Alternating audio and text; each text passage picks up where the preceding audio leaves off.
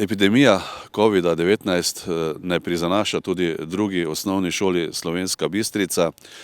Več o tem, kakšne so razmere in o ostalih načrtih, nam je povedala Marjanca Frangeš, nova ravnateljica druge osnovne šole Slovenska Bistrica. Epidemiološka slika na naši šoli je trenutno še obvladljiva, saj nimamo nobenega oddelka trenutno na daljavo. Res pa je, da so posamezni učenci odsotni in tudi učitelji. Ta situacija pa zahteva od nas zelo veliko prilagajanja in nenehnih sprememb. Kako pa učenci in njihovi starši sprejemajo te ukrepe za preprečevanje okužb? So morda pri tem tudi kakšne težave?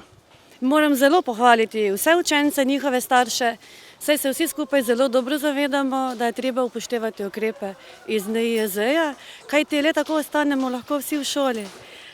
Je pa res, da je treba sedaj nujno javiti vsakodnevno spremljanje zdravstvenega stanja otrok in hitro javiti, da lahko ukrepamo.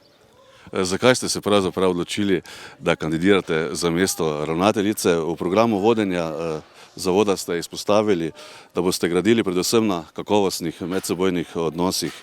Čemu boste torej v prihodnje namenili največ pozornosti? Tako je. Res si želim predvsem dobrih odnosov, sodelovanja, zaupanja.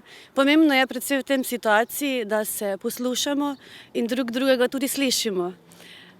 Zelo se mi zdi pomembno tudi, da vsak izhaja iz sebe in da predvsem ohrani ta večni optimizem, ki je sedaj zelo potreben. Eden izmed pomembnejših izzivov na vaši šoli je tudi vključevanje otrok priseljencev. Tukaj imam v mislih seveda predvsem albanske otroke. Kako rešujete to problematiko? Otrokom priseljencem nudimo vse možne oblike pomoči, zato imamo tudi zaposleno eno našo učiteljico, ki jim nudi v določenem obsegu otrokom priseljencem, ki so vključeni prvo leto v našo šolo, pomoč pri slovenskem jeziku. Vsi skupaj si pa seveda želimo, da čim prej sprejmejo našo kulturo, naše vrednote in se nekako prilagodijo v naše okolje.